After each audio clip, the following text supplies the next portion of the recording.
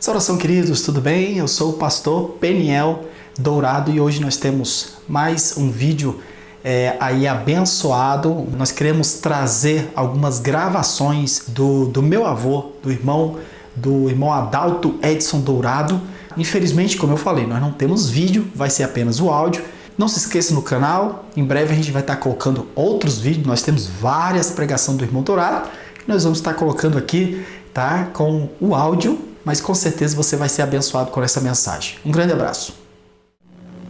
Meu caro rádio ouvinte, mais uma vez estamos juntos aqui, na nossa querida emissora, para ouvirmos a palavra de Deus. Salmo 17, versículo 3 nos diz: Provaste o meu coração, visitaste-me de noite, examinaste-me e nada achaste do que pensei, a minha boca não transgredirá. Meu prezado amigo, outro dia falamos sobre a visita do pecado. E agora estamos falando de uma outra visita, a visita daquele que nunca pecou. A visita daquele que nos livra do pecado. E tem um alvo diferente de tudo quanto se pensa aqui no mundo. Provaste o meu coração, visitaste-me de noite, examinaste-me e nada achaste. Meu irmão, quando lemos o livro de Gênesis, capítulo 3, versículo 8 e 9, diz-nos assim: E ouviram a voz de Deus, que passeava no jardim pela viração do dia. E escondeu-se Adão e sua mulher da presença de Deus entre as árvores do jardim. Encontramos aqui agora Deus visitando mais uma vez aquele casal que ele colocara no jardim do Éden. Diariamente Deus fazia aquilo. Era uma visita cordial, era uma visita que agradava o coração de Adão. Mas um dia, quando o Senhor chegou ali, Adão não apareceu como de sempre, como fazia sempre. E Deus perguntou: Adão, onde tu estás, Adão? De repente ele foi surgindo de entre as árvores do jardim do Éden. E o Senhor lhe perguntou por que ele havia se escondido. Porque eu vi que estava nu, Senhor, e me escondi. Meu caro irmão, Deus visita. Deus visita durante o dia, Deus visita durante a noite. Ele tem prazer em visitar os seus. Mas aqui encontramos um que havia caído no pecado e ficou muito apreensivo quando ouviu as pisadas de Deus na viração do dia. Quando lemos Jó capítulo 33, versículo 14 a 18, encontramos Deus visitando também. Só que Deus visitou, irmãos, ou visita para nos levantar, para nos ajudar. Jó capítulo 33, vamos ler isso, isso é bom ler, 14 a 18. Antes Deus fala uma e duas vezes, porém ninguém atenta para isso. Em sonho ou em visão de noite, quando cai sono profundo sobre os homens e adormecem na cama. Então abre os ouvidos do homem e lhe sela a sua instrução, para apartar o homem do seu desígnio e esconder do homem a soberba, para desviar sua alma da cova e a sua vida de passar pela espada. Deus visita o homem à noite e dá-lhe sonho. Sonho que o ajuda, sonho que o orienta. Há muita gente que não gosta de que se conte um sonho que teve, mas isso existe. Sonho, visão e profecia são três coisas que fazem parte da Bíblia. E as três variam muito, não porque elas sejam variáveis, senão em nós mesmos. Porque a Bíblia diz que em parte conhecemos e em parte profetizamos. E a grande preocupação do homem, as grandes preocupações, trazem-lhe sonhos também. De maneira que precisamos ter cuidado. Mas aqui diz que Deus visita o homem para tirar o seu pé da cova, da dificuldade, para dar-lhe uma nova orientação. Isso Deus faz. E isso é muito bom. No Salmo 139, 23, 24, fala também da visitação de Deus, viu?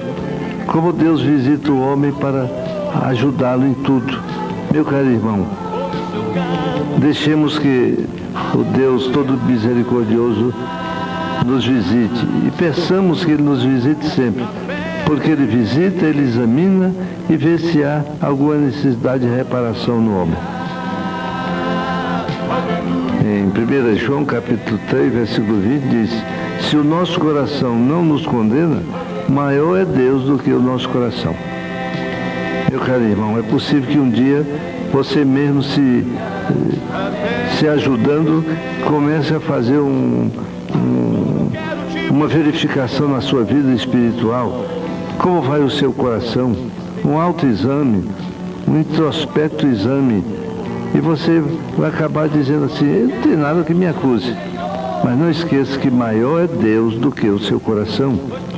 Pode ser que a sua mente não lhe acuse, o seu coração não lhe acuse, mas não confie no seu coração nem na sua mente. Peça francamente ao Senhor: Senhor, examina-me, e se há em mim algum caminho errado, dirige-me pelo caminho eterno. Essa é a grande verdade bíblica. E se alguma coisa por acaso existe em nós, irmãos, que nós podemos aquilatar, em Efésios capítulo 4, versículo 26, diz assim: não se ponha o sol sobre a vossa ira. Você irou-se contra alguém, irou-se contra a sua companheira, ou vice-versa, e você vai dormir com aquela ira no seu coração? E se Deus lhe visitar aquela noite? Salmo 4, versículo 8 diz: em paz me deitarei e dormirei, porque tu me fizeste bem. Precisamos dormir em paz, irmão, nos libertando antes que a noite caia sobre nós, nos libertando de qualquer coisa que nos faz mal. Porque pode ser que sejamos visitados naquela noite. A Bíblia diz em Daniel capítulo 5, versículo 30, que naquela mesma noite foi morto Belsazar. Belsazar tinha planos para o futuro, grandes planos mesmo, né? Mas ele foi provado por Deus, ele foi visitado e foi encontrado em falta. E diz que naquela mesma noite foi morto Belsazar. Ouvi de uma senhora que toda noite tinha por hábito varrer a casa antes de deitar-se para dormir. E alguém uma vez lhe fez esta pergunta: por que você, fulana, varre a casa toda noite? Ela disse: porque de repente alguém adoece em casa e precisamos da presença do médico, e o médico entra em casa e encontra tudo sujo, a louça ainda em cima da mesa, a louça do jantar. Eu não quero que isso suceda. Eu quero que uma pessoa entre em minha casa e veja que pelo menos já me esforcei para que tudo esteja em ordem. Luiz Barro Costa estava no hospital após várias operações e 28 dias de hospitalização. Uma luxação de 7 centímetros na coluna cervical. Um osso da coluna afetara a medula. Jamais voltaria a caminhar. Mas o Senhor Jesus disse-lhe: tu sairás daqui com os teus pés. Foi o suficiente para a fé no coração do nosso irmão Luiz Barros se levantar de tal maneira que daí para diante ele dizia ao médico, aos amigos, aos companheiros de hospital: eu vou sair daqui andando, pois todos diziam que ele nunca mais andaria. Meu caro irmão, uma noite ele estava dormindo e de repente acordou e viu que alguém chegava no seu quarto, andando para ele, levantou o lençol que lhe cobria os pés e com um vaso de óleo na mão disse: filho, meu pai mandou que ele derramasse esse óleo nas tuas pernas para que tu voltes a andar. Meu caro irmão, ele acordou todo o povo do hospital naquela noite andando para cima e para baixo e fazendo um alarido bastante grande. Você pode crer assim que Deus pode lhe visitar à noite para lhe dar saúde, para lhe tirar as tristezas? Deus pode lhe visitar esta noite, irmãos, para resolver os seus problemas? Deus faz isso. Ele visita, mas nos visita para nosso bem. Não é como visita do pecado, que é para nos derribar. Ele nos visita para nos reerguer. Não confiemos em nosso coração, mas peçamos ao Senhor que nos visite e veja como está o nosso coração.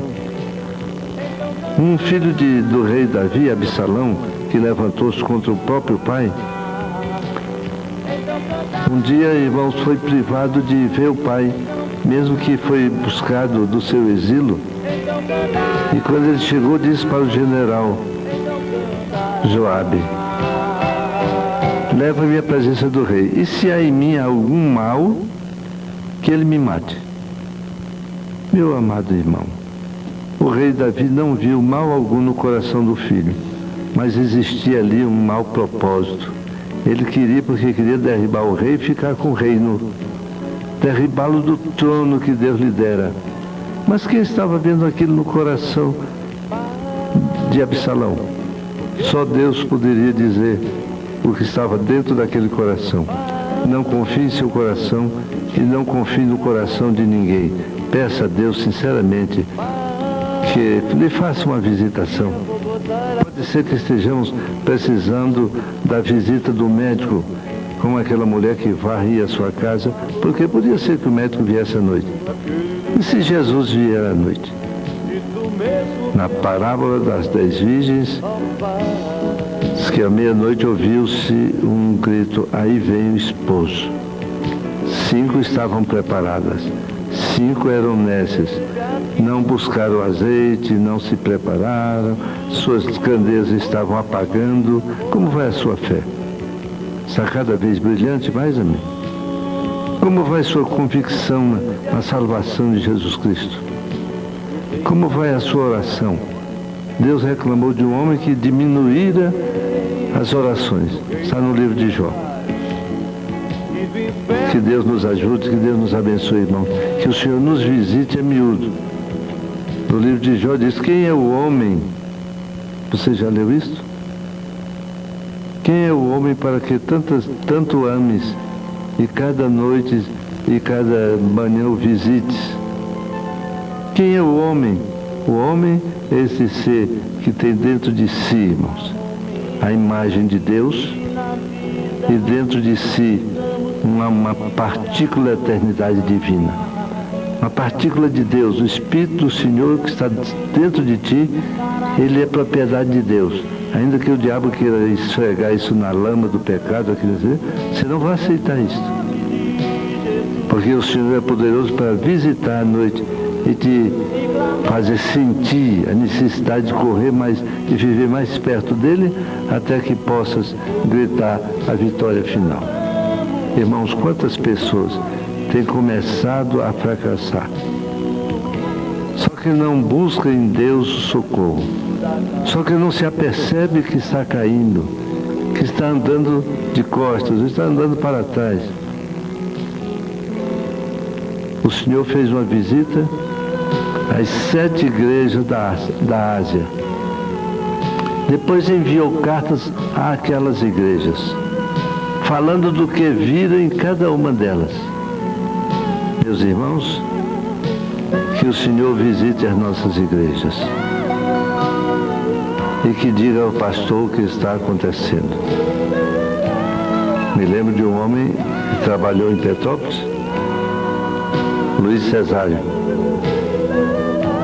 Ele estava buscando o Senhor pelo terreno que lhe tinha sido oferecido em compra, e ele precisava um terreno melhor para fazer ali a Assembleia de Deus. E ele lutou a igreja, irmãos, para orar 30 dias, foi o prazo que foi dado para dar entrada. Era 40 mil réis naquela época, nem sei, faz tanto tempo. E ele, irmão, botou a igreja e de madrugada os irmãos iam, claro, poucos, né? E uma noite, uma madrugada, ele estava de joelho com os irmãos ali na igreja e ele sentiu que algo estava acontecendo. E viu Jesus entrando na igreja. Olhou para o lado da banda de música, era como se fosse uma noite de festa e todos ali estavam. O Senhor verificou a música, verificou o coral. E foi irmãos entrando até o púlpito. Quando chegou lá, perguntou a Luiz Cesário: o que você está buscando? Ele disse: Senhor, eu estou buscando dinheiro para aquele pagamento, sabes? Deus nos abriu uma porta aqui maravilhosa. Tu nos abriste essa porta. E precisamos comprar aquele terreno para fazer uma casa digna do teu nome. E o Senhor, depois de olhar tudo, olhou bem para ele e disse: tu pensas que eu estou alegre contigo? Tu fizeste aquilo assim, assim, que eu não mandei. Tu agiste daquela maneira que eu não te ordenei. E começou a chorar, mas ele chorava tanto, irmãos. E depois ele disse: Senhor, e o dinheiro? O Senhor disse: o meu dinheiro está no bolso dos meus filhos. Meu amado irmão, ele nos contou isso em Fortaleza, numa festa, e nos fez muito bem. Deus que nos visita pela madrugada. Ele sabe por que nos visita. Eu tenho um particular, irmãos, que eu vou dizer a você esta noite. Você não me conhece, não faz mal. Todas as vezes que eu, em qualquer lugar, perco o sono pela madrugada, logo eu fico pensando: Deus quer me falar alguma coisa. E fico lutando com Deus. E oro um pouquinho, deito de novo. Se não durmo, volto a orar, perguntando: Deus, o que tu queres me dizer? Eu estava para fazer uma viagem no Mato Grosso, faz alguns anos. Irmãos, era um estudo bíblico, estava tudo preparado ali. Mas uma noite, eu estava na casa do irmão Dobbs e eu não podia dormir. E no dia seguinte, teríamos que sair. De repente eu disse: Senhor, o que tu queres me dizer? E o Senhor me disse, eu ouvi a voz que vinha lá de cima: morte e destruição. Eu não sabia o que estava acontecendo ali, irmão.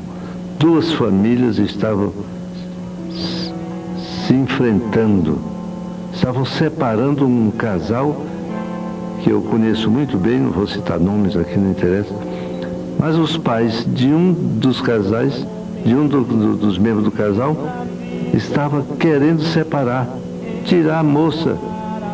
Mas uma coisa terrível, irmãos. E eu ia para aquela festa. Que tipo de festa que se está fazendo naquela natureza? Mas o Senhor disse para eu não ir. E eu não fui.